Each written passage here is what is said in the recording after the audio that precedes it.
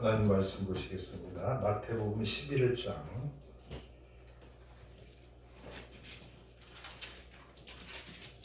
2절부터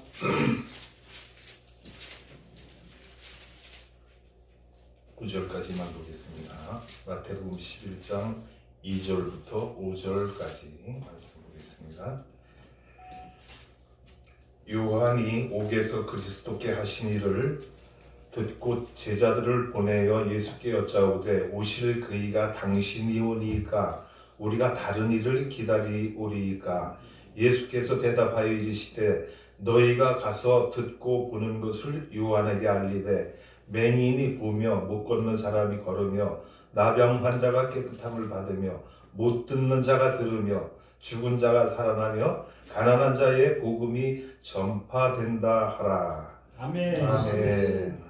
오늘 이 공독한 말씀 가지고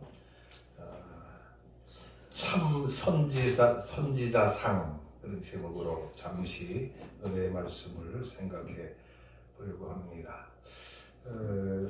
하나님의 부르심을 받고 하나님의 종이 된 많은 사람들이 있는데 그 중에서 정말로 참된 하나님의 종은 몇 프로나 될까? 이것은 하나님만이 아시는 그런 일인데 우리가 우리 자신을 돌아봐도 부족한 점이 많고 목사라는 그런 직함을 가지고 살아가고 있지만은 때로는 인간적인 방법으로 살아갈 때가 많고 하나님의 뜻을 저버리면서 살아갈 때가 많이 있습니다. 아멘. 그런데 이런 가운데서 오늘 우리에게 주시는 이 말씀 가운데 오늘 우리가 생각해 볼 것은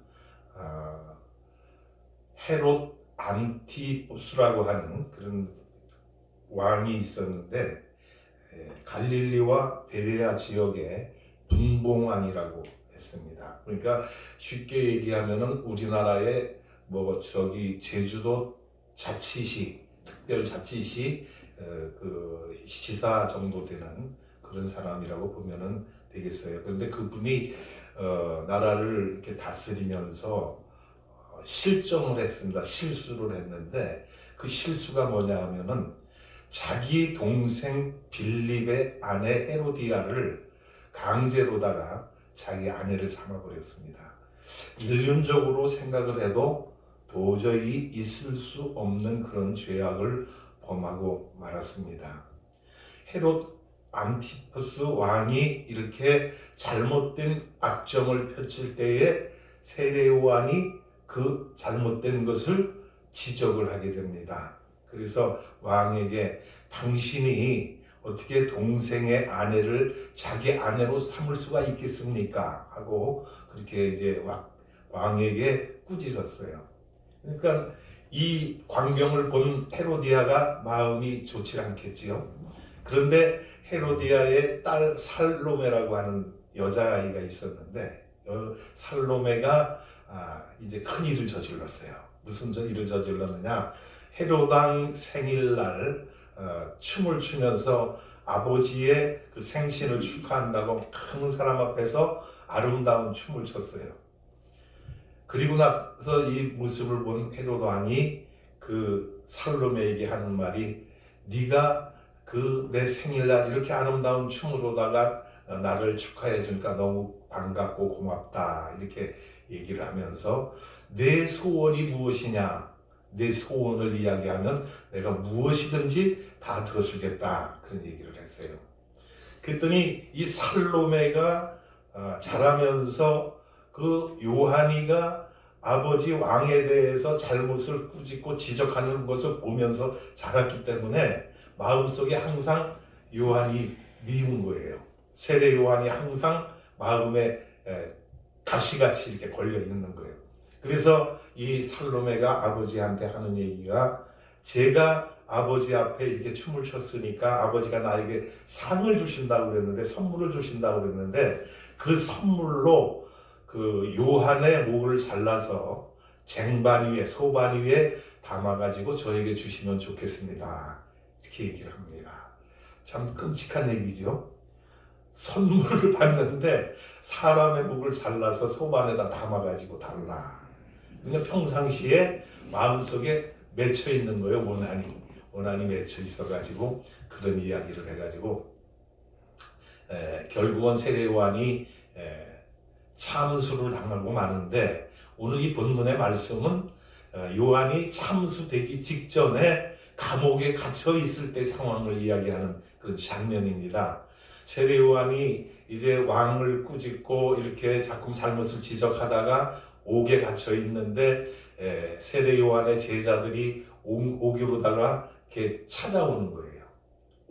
옥에 갇혀 있는 스승을 찾아오면서 이제 바깥 세상의 이야기를 세례 요한에게 전해줍니다. 그래서 그 전하는 이야기 가운데 보니까 여기 본문에서 그런 나오죠.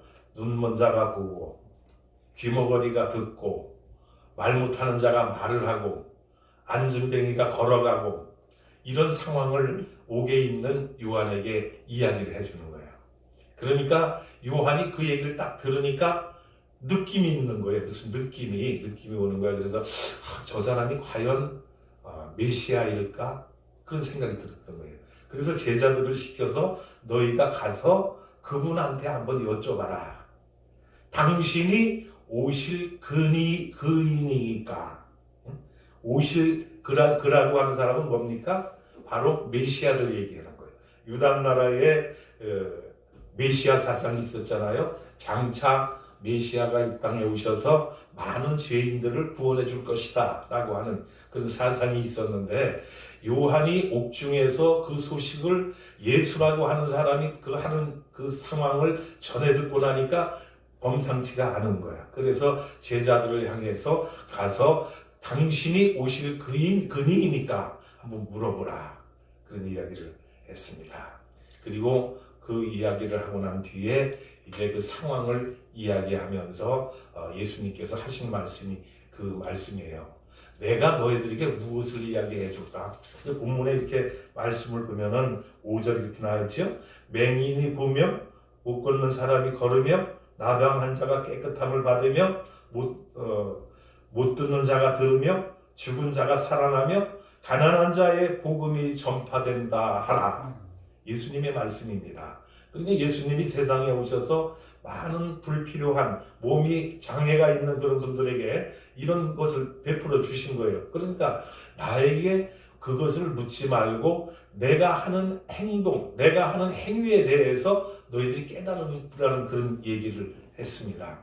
그래서 예수님이 그 제자에게 그런 말씀을 전해 주었고, 그 다음에 예수님이 이제 그 제자들에게 그런 말을 전해서 요한에게 전해주도록 이렇게 이야기를 했는데, 오늘 이 말씀 가운데서 세례 요한이 헤롯 왕에게 참수를 당하고 나서 그가 여러 가지 어려운 상황 가운데서 이제 그 왕의 잘못을 지적하다가 결국은 목숨을 잃게 됐는데, 저는 이 말씀을 읽으면서 오늘 이 시대 우리 대한민국의 상황과 얼마나 흡사한가 하는 것을 바라보게 됩니다. 선지자라고 하는 사람들이 이 왕이 잘못했을 때에 구약의 선지자들은 그 잘못을 지적을 하게 됩니다. 그래서 헤롯 왕이 잘못됐을 때에 세례 요한은 가서 당시 하는 행위는 잘못되었다고 거침없이 가서 꾸짖음을 했던 거예요. 그러니까 왕이 그 요한을 옥에다 가두게 되었는데, 오늘 이 말씀 속에서 우리가 깨달을 수 있는 것이 무엇인가? 오늘 대한민국의 현실 속에서 목회자들이 과연 어떤 자세를 가지고 살아가야 될까? 목회자들이 취해야 할 태도가 무엇인가?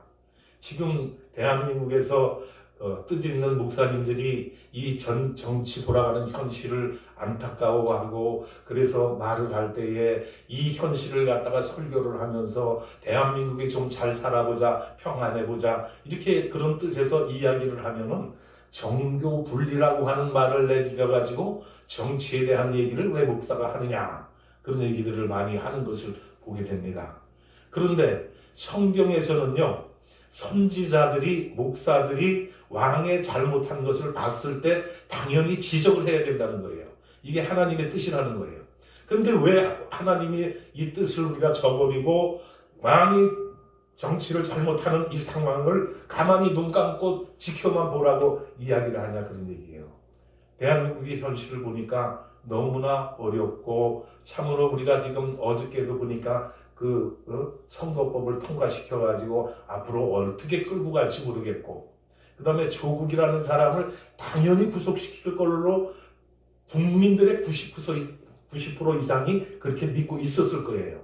그런데 조국은 구속시키지를 아니했어요. 그 이유도 참 말도 안 되는 그런 이유로 되지 않습니까? 조국 자신이 한 얘기는 뭐라 그랬어요? 자녀들의 생계가 걱정이 된대요.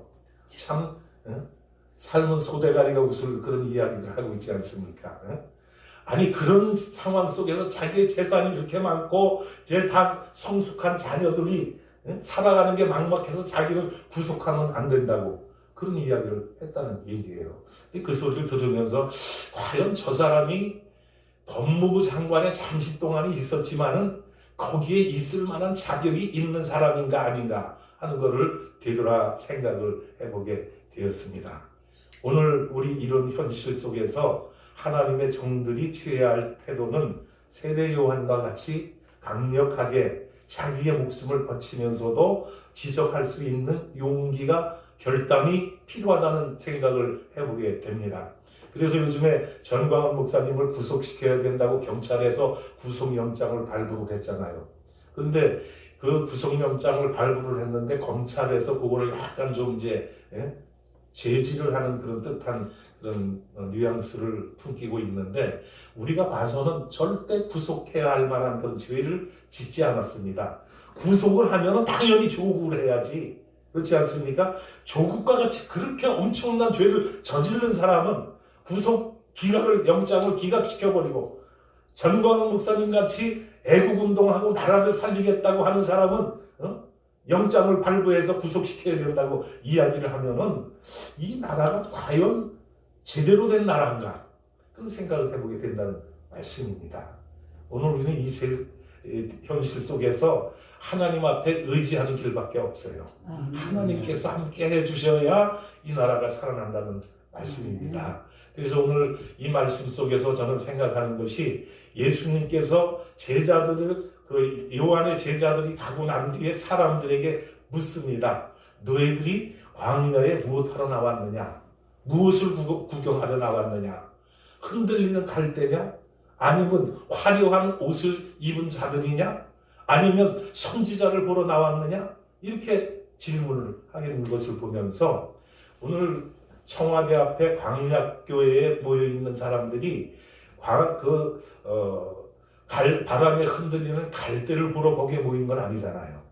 나라의 운명이 풍전등화 같이 위태로우니까 어떻게 하면 나라를 살려볼까 하면서 이 추운 날씨에 그곳에서 잠을 자는데 어저께 유튜브에서 이렇게 보니까 천막을 펼쳐놓고 그 속에서 잠자는 모습을 이렇게 비춰주는데 그것을 보면서 마음이 너무나 아파요.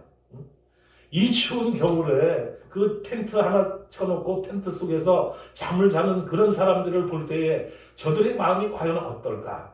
나도 과연 거기 가서 참석을 해서 같이 저기에서 기도하면서 하나님 앞에 이 나라의 장래를 걱정해서 부르짖어야 되는데 시간이 여의치 못해 핑계를 대고 가지 못하고 있지만은 그러나 오늘 우리는 이 현실 속에서 하나님의 뜻을 구하고 하나님이 이 나라를 지켜주셔야만 살 길이 열린다는 것을 생각을 해보게 됩니다. 광야 교회에 나간 사람들이 흔들리는 갈대를 보러 간 건 아니잖아요. 갈대의 특징이 뭡니까? 갈대는 가느다란 그런 풀인데 그 갈대는 바람에 부러지지를 않습니다. 그냥 흩날리고 바람이 부는 대로 이쪽으로 저쪽으로 흔들리기는 해도 부러지지는 않아요. 그런데 갈대를 보려고 그 많은 사람들이 청와대 앞에 가서 또 광화문 이승만 광장에서 모여가지고 하나님 앞에 부르짖고 그런 건 아니라는 말씀이에요.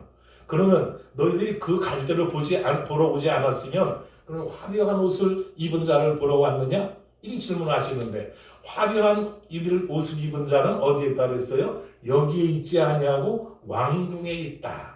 이 얘기를 했어요. 세례 요한이 광야에서 회개하라 천국이 가까워왔느니라 외칠 때에 그가 입은 옷이 뭐라 그랬습니까? 성경에 보면 약대 털옷을 입었고 그가 먹는 음식은 메뚜기와 석청을 먹었다 그랬어요. 그러니까 그의 생활은 참으로 가장 소박하고 가장 낮은 삶을 살았던 그런 사람이라는 얘기예요. 그런데 너희들이 화려한 옷을 입고 잘 먹고 잘 사는 사람을 보려고 광야에 나왔느냐 하고 예수님께서 질문을 하신다는 얘기예요. 그래서 저는 그 말씀을 생각하면서 청와대 앞에서 그 밤을 새워가면서 하나님께 부르짖는 그들이 과연 화려한 옷을 입고 배불리 잘 먹고 사는 사람들을 보러 거기에 나갔겠느냐? 그건 아니라고 하는 말씀인 것입니다. 그곳에는 배고프고 춥고 여러 가지 환경이 열악하지만은 그러나 그곳에 나간 것은 바로 무엇 때문에 나갔느냐? 세 번째 질문하는 것 같은 거예요. 선지자를 보러 나왔느냐? 예수님 말씀하시잖아요. 맞다. 선지자를 보러 너희들이 왔거냐? 그 선지자가 누구입니까? 회개하라 천국이 가까웠느니라 외쳤던 세례 요한을 보러 그곳을 왔다는 얘기예요.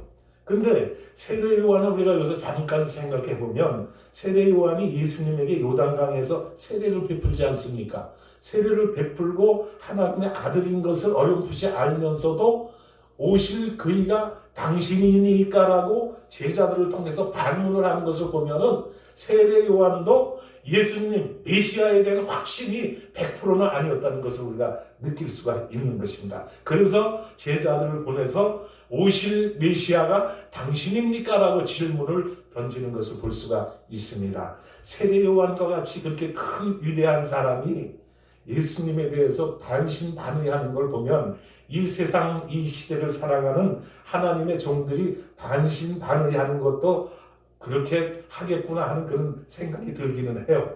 우리가 하나님의 종이라고 하면서 하나님의 말씀을 외치고 주의 종이라고 하면서 말씀을 설교를 하면서 많은 성도들을 가르치고 있으면서도 그 내면 마음속에는 100% 예수님을 확신하지 못하는 의문점을 가지고 있다는 얘기입니다. 그래서 우리는 이 시간 이 말씀을 통해서 생각하기를 나는 과연 어떤 믿음을 소유하고 있는가? 하나님의 아들 예수 그리스도를 과연 100% 메시아로 우리가 믿고 따르고 그분을 전파하고 있는가? 이것을 한번 돌아보자는 얘기입니다. 그래서 예수를 전하는 사람 가운데도 보면은 돌아가실 때에 예수를 부인하는 사람들도 있어요. 평상시에는 예수를 열심히 잘 믿는 것 같았는데 돌아가실 때 하나님이 어디 있어? 이러고 돌아가는 사람들이 있다는 얘기예요. 그러니까 오늘 우리는 예수님을 믿되 확실하게 하나님의 아들이신 예수님을 우리의 메시아로 우리의 구주로 믿어야 된다는 그런 말씀인 것입니다. 이런 확신이 있어요 우리 마음속에. 그래야 우리가 확신 있는 믿음을 가지고 나가서 남에게 전파할 수 있는 것이지 내가 확실히 알지도 못하면서 어떻게 전파를 할 수가 있습니까? 옛말에 그런 얘기가 있잖아요. 장님이 코끼리를 설명을 하는데 어떤 장님은 코끼리의 다리를 만져본 거야. 그러니까 코끼리가 어떻게 생겼습니까? 그러니까 코끼리는 기둥과 같이 이렇게 생겼습니다. 그런 얘기를 하고 또 그 코끼리의 배를 만져본 사람은 코끼리는 이렇게 평평한 이렇게 벽과 같이 이렇게 뾰족한 그런 모습으로 생겼습니다. 별 얘기를 다 하지 않습니까? 우리가 확실히 알아야 전할 수가 있다는 얘기입니다. 내가 어렴풋이 알고 확실히 알지 못하는 예수를 전하면 거기에 능력이 나타날 수가 없다는 얘기예요. 그래서 오늘 우리는 먼저 예수님을 내가 만나야 됩니다.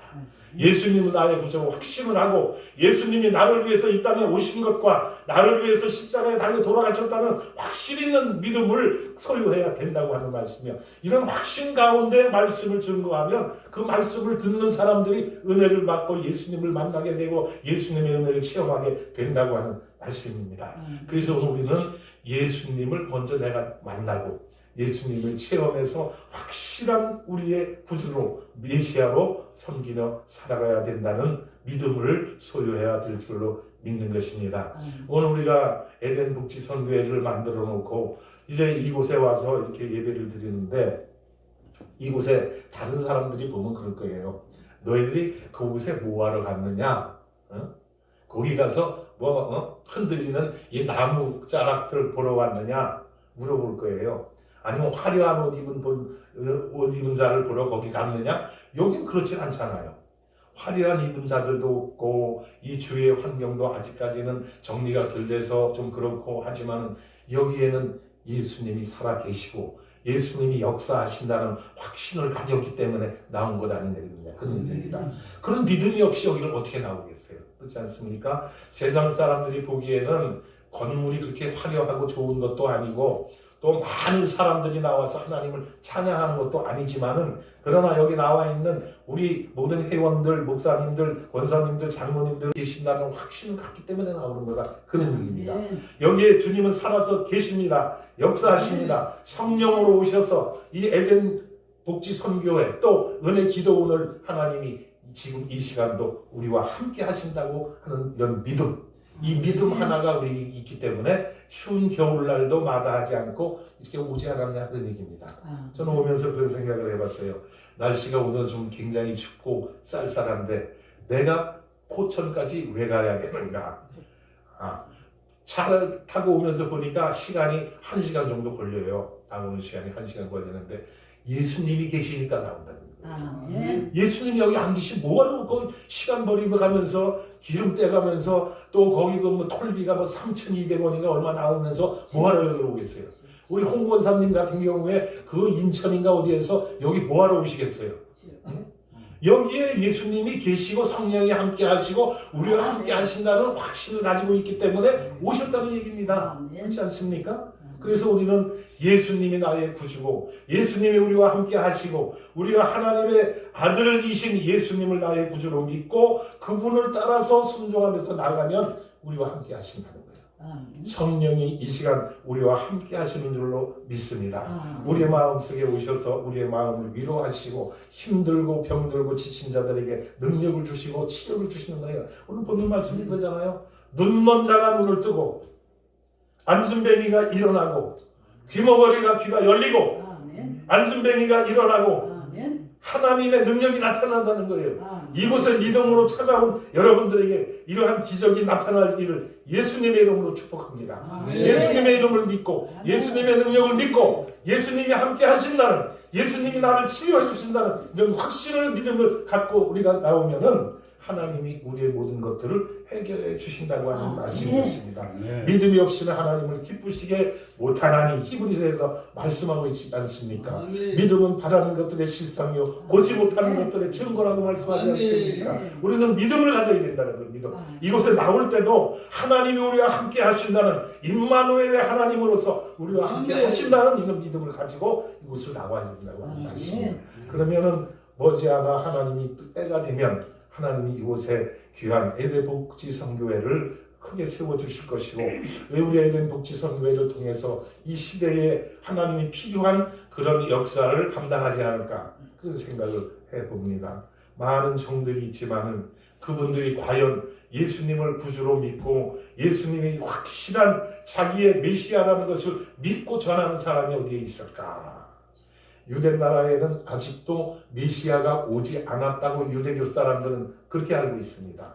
유대교에 믿는 사람들은 메시아가 아직 이 세상에 오지 않았대요. 알지, 그렇게 믿고 있다는 얘기요.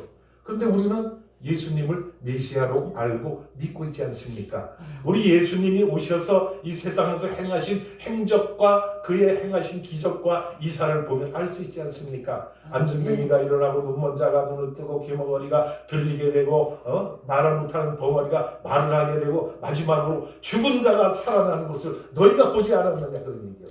예수님은 세상에 오셔서 죽은 나사로까지 살리지 않았습니까? 야이로 회당장 아들을 살리지 않았습니까? 그 모든 일들을 행하는 걸 보면 예수님이 과연 하나님의 아들 메시아가 하는 것을 우리가 믿어야 된다는 거예요. 그런데 아직도 믿지 못하는 사람들이 있다는 얘기예요. 그래서 예수님을 우리가 구주로 영접하고 예수님이 하신 말씀대로 순종하며 나가야 되는데, 광야와 같은 청와대 앞에 저는 그런 생각을 합니다. 거기에 나가서 과연 우리 예수님을 만나고 그곳에 있는 사람들이 은혜를 많이 받는데요. 거기서 가서 예배를 드리고 기도를 하고 추운 데서 텐트 속에서 잠을 자면 그렇게 그 추운 데서도 편안하다는 거야. 은혜가 넘친다는 거예요, 은혜가. 그러니까 그 추운데도 거기서 잠을 자는 거예요.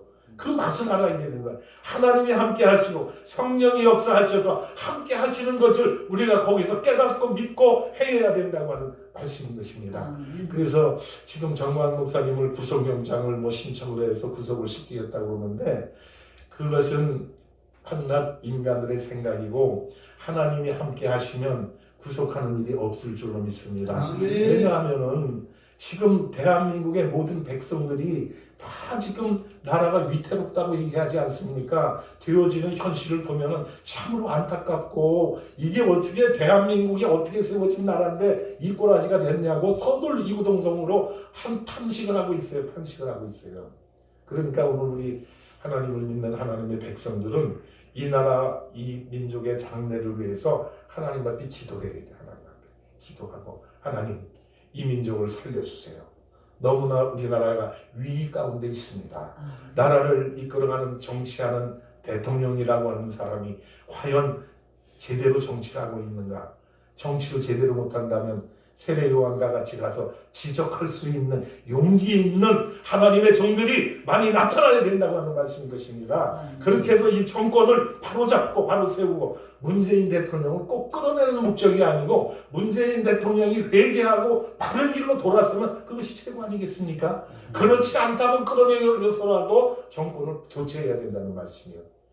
이것이 바로 오늘 우리가 해야 할 일이 아니겠느냐, 그런 얘기입니다. 대한민국의 현실을 보면 우리 옛날에 신앙생활 하면서 장래 대한민국의 그 아름다운 이 나라가 이루어지기까지 얼마나 많은 고생들을 했습니까? 베이비 부모 시대라 그래가지고 50년, 55년, 56년 이후에 태어난 6.25 전쟁 직후에 태어난 사람들이 이 나라를 위해서 얼마나 땀 흘려서 이렇게 잘 사는 나라를 만들어놨습니까? 그런데 대통령 한 사람이 경제를 망쳐버리고 안보를 위기 속으로 몰아가버리고 대한민국의 이 모든 정치를 갖다 잘못함으로 말미암아 모든 백성이 잠을 못 자고 날마다 근심하는 이 상황 가운데 있는 걸 보면 너무나 안타까운 현실을 느끼지 않을 수가 없습니다. 어제 저녁에도 새벽 3시에 잠이 깨가지고 계속 걱정되는 거야. 나라가 왜 구속할 사람은 구속하지 않고 애국운동하는 사람은 잡아 감옥에다 쳐놓으려고 그렇게 현안이 되어 있는가. 이 생각을 하면은 참으로 걱정, 근심이 되는데, 그러나 한 가지 희망이 있는 것은 하나님이 함께 하신다는 거예요. 하나님이 역사의 수레바퀴를 돌리고 계시는 분이기 때문에 하나님을 의지하고 하나님 앞에 맡기면 하나님께서 우리나라의 장래도 책임져 주신다는 이런 확신을 가지고 우리가 나가야 될 줄로 믿습니다. 우리는 약합니다. 힘이 없습니다. 현재 정권을 장악하고 있는 사람들이 좌지우지하네. 공수처 법을 통과시켜가지고 진짜 이 나라의 모든 권력을 다 휘어잡고 통치하려고 독재하려고 하는 그런 상황 가운데 있는데, 공수처법도 막아야 되겠고 선거법도 제대로 좀 된 선거법으로 바꿔야 되겠고, 이것이 우리가 해야 할 지금 현재 과제라고 하는 말씀인 것입니다. 그런데 정치하는 사람들은 당리당략에 의해서 그냥 자기 욕심만 부리고 지금 국회에서 그거 이렇게 하는 거 보면은 너무나 마음이 안타깝고요. 저들이 과연 대한민국 국민들을 위해서 정치를 하고 있는 사람들인가? 아니면 자기의 명예와 자기의 안위를 위해서 정치를 하고 있는 사람인가?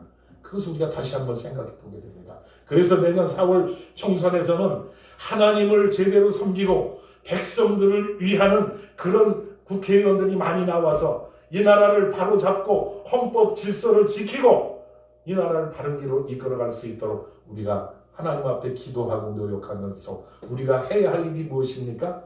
올바른 투표하는 거예요. 오늘 우리가 해야 할 것은 투표를 바르게 해야 되는 거예요. 투표를 우리에게 주어진 그게 사명입니다. 의무입니다. 그런데 1200만 명이라고 하는 이 교인들이, 성도들이 있다고 하면서 왜 좌파를 찍습니까? 잘못된 사람들을 왜 국회로 내보냅니까? 그러니까 국회가 시끄러운 거야. 국회가. 나라가 어지러워지는 거야. 어지러워지는 거야. 내년 선거에서는 꼭 심사숙고하셔서 과연 이 사람이 대한민국 국민을 위해서, 국가를 위해서 헌신할 수 있는 사람인가를 꼭 생각해 보시고 투표를 잘할 수 있길 바랍니다. 그렇게 해서 내년도에는 우리가 대한민국의 질서를 바로잡고 바른 길로 나가도록 이렇게 하는 것이 오늘 우리가 해야 할 일이라고 하는 말씀입니다.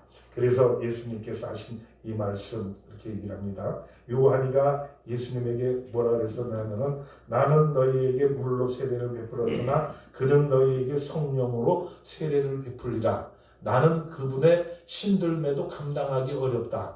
예수님이 참된 메시아라는 거예요. 예수님이 우리의 구주라는 거예요. 예수님이 이 세상을 구원할 자라고 예수님의 마태복음에 말씀을 하고 있지 않습니까? 이 예수님이 오신 것은 이 세상을 구원하러 오신 것이라는 거예요. 이 세상을 멸망시키러 오신 것이 절대 아니라고 하는 말씀인 것입니다. 그래서 오늘 우리에게 주시는 이 말씀을 통해서 예수님이 과연 어떤 분이시고, 그 다음에 오늘 참된 목회자상이 무엇인가를 되돌아보는 시간이 되었으면 하는 그런 바람을 가져봅니다. 세례요한과 같이 잘못된 정권을 지적하고 목숨을 바칠 수 있는 용기 있는 사람이 이 시대에 필요하다는 얘기입니다. 그런 사람이 이 시대에 10명만 있습니다. 10명. 그렇잖아요. 소돔과 고모라 성이 의인 10명이 없어서 멸망을 당하고 말았는데, 대한민국에 지금 의인 10명, 의로운 하나님의 종들 10명만 있으면 대한민국은 절대 망하지 않습니다. 대한민국은 하나님이 지켜주시는 나라가 될 줄로 믿습니다. 그렇게 해서 이 나라의 어지러운 현실을 바로잡고 질서를 바로잡고 우리 대한민국이 정말 세계에서 가장 잘 사는 나라, 세계에서 모범된 국가가 되어서 하나님의 영광을 드러내고 전 세계의 복음을 전파하는 제사장 나라가 되어서 하나님의 뜻을 널리 펼쳐가는 그런 대한민국이 되었으면 하는 생각을 하면서 오늘 여러분에게 드린 이 말씀을 통해서 저와 여러분 다시 한번 우리 자신을 돌아보고, 나는 과연 예수님을 위해서 내 목숨을 바칠 수 있는 그런 생각을 가지고 있는가, 그런 믿음을 가지고 있는가 한번 돌아보는 시간이 되었으면 하는 바람을 가져봅니다. 이러한 현실 속에서 세례요한과 같이 목숨을 버리고 이 나라를 구하는 전광훈 목사님과 같은 그런 분들이 다 되시기를, 우리 모두가 그런 분이 되어서 나라의 장래를 걱정하고 나라를 살리는 그런 우리 모두가 되기를 예수님의 이름으로 축원을 드립니다.